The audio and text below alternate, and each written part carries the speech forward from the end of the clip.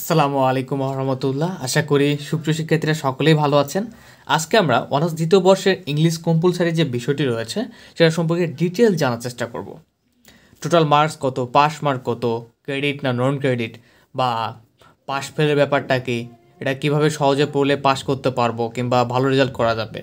তো এবং সিলেবাস এবং এই ইংলিশ কম্পালসারি সিলেবাস সম্পর্কে ডিটেলস আলোচনা করা হবে।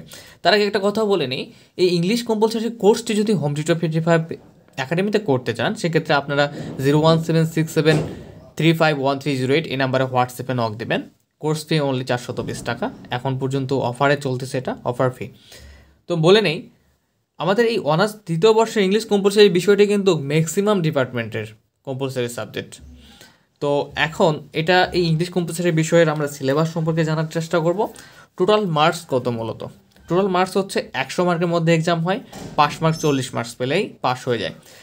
এবং নন ক্রেডিট বলতে আপনি এটাতে পাস করুন কিংবা ভালো রেজাল্ট করুন, কোনো এফেক্ট ফেলবে না আপনার মেইন রেজাল্টে।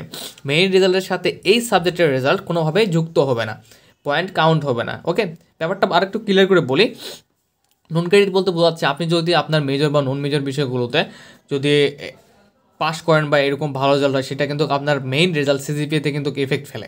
বাট এটার ক্ষেত্রে আপনার কোনো মার্কসই বা কোনো পয়েন্টই সিজিপিএতে যুক্ত হবে না। এটা জাস্ট আপনার একটা পাস করলে, এটা আপনার হচ্ছে সব সাবজেক্ট পাস করলেন, এটা তো পাস করতে হবে নেক্সট ইয়ারে যাওয়ার জন্য। ফেল করলে মনে করেন যে আগের যে ইয়ারের যেরকম ফেল পড়লে ইফেক্ট ফেলে, এটাও সেমভাবে ইফেক্ট ফেলবে, কিন্তু রেজাল্টটা কাউন্ট হবে না।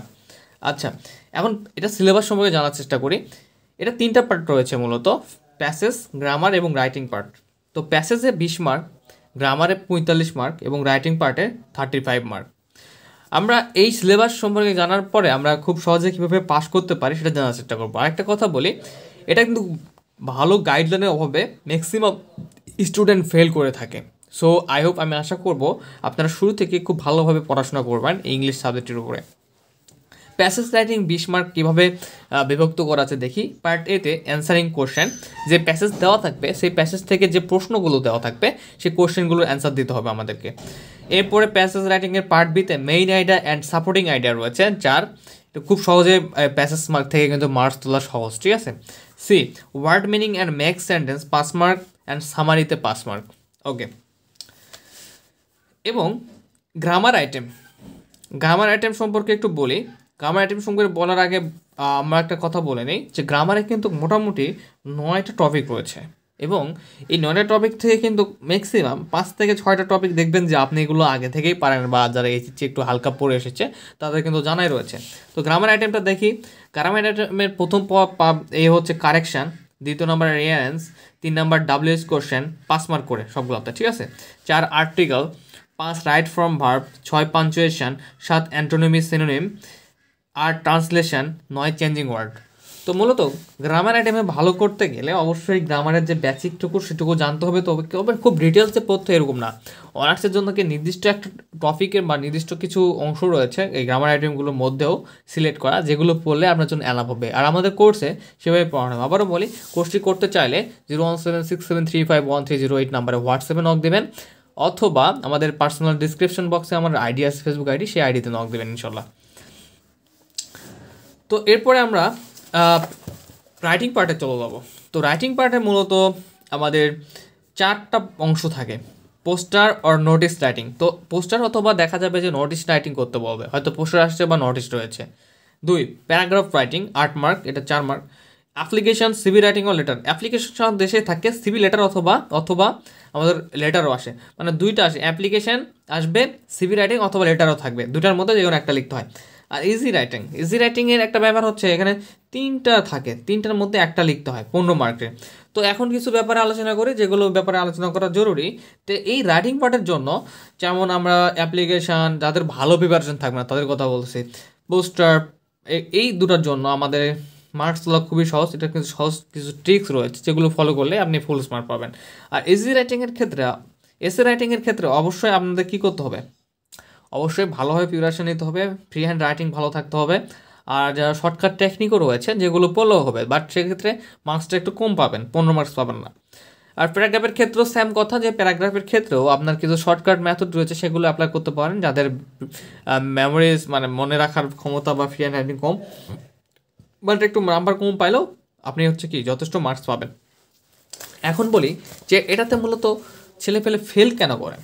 কারণটা হচ্ছে সবাই এটার প্রতি গুরুত্ব কম দেয়। কম্পালসারি নন ক্রেডিট সাবজেক্ট মনে করে পরীক্ষার আগে একটু হালকা করে পড়বো, পাস হয়ে যাবে। বাট এটা কিন্তু ইংলিশ, অ্যান্ড তখন গিয়ে দেখে যে যে সহজ টপিকগুলোও রয়েছে, যেভাবে সহজে পাস করা পসিবল, সেই টপিকগুলোও তারা দেখা যায় কমপ্লিট করতে পারে না।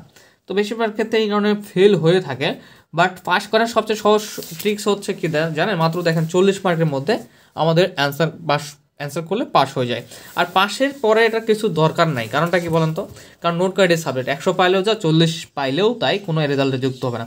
সো আমরা প্যাসেজ রাইটিংটাকে ফোকাস করবো 20 মার্কের মধ্যে যেন 15 মার্ক চলে আসে।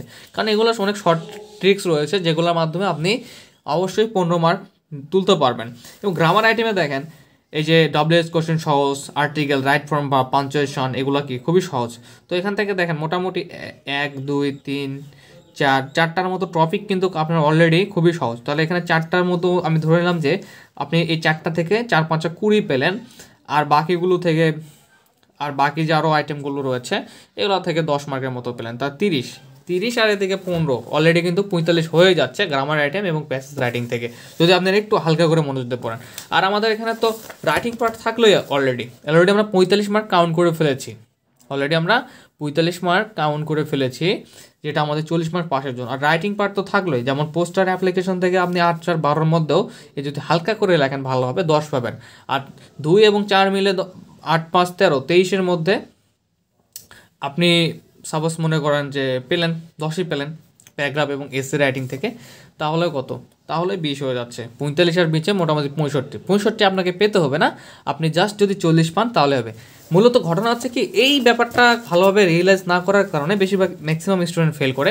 একবারে ভালো রেজাল্টের জন্য বেশি ভালো করে প্রিপারেশন নিতে চায়, বাট যেগুলো সহজ সেগুলো আগে ভালোভাবে শেষ করতে হবে। তো আই হোপ যে আপনারা ইংলিশ কম্পালসারি সম্পর্কে আরও যদি কোনো কোশ্চেন থাকে সেটা অবশ্যই কমেন্ট বক্সে করবেন। এবং অবশ্যই যারা পেইড কোর্সে যুক্ত চান এই নাম্বারে হোয়াটসঅ্যাপে নক দেবেন অথবা কল দেবেন, অথবা আমার ডিসক্রিপশন বক্স থেকে আমাকে ফেসবুক আইডিতে অথবা পেজে নক দেবেন। এখন শুধু কোর্স ফ্রিতে অফার চলেছে ইংলিশ অনলি 420 টাকা। ওকে, অল দ্য বেস্ট, সকলে ভালো থাকবেন, সুস্থ থাকবেন, ধন্যবাদ।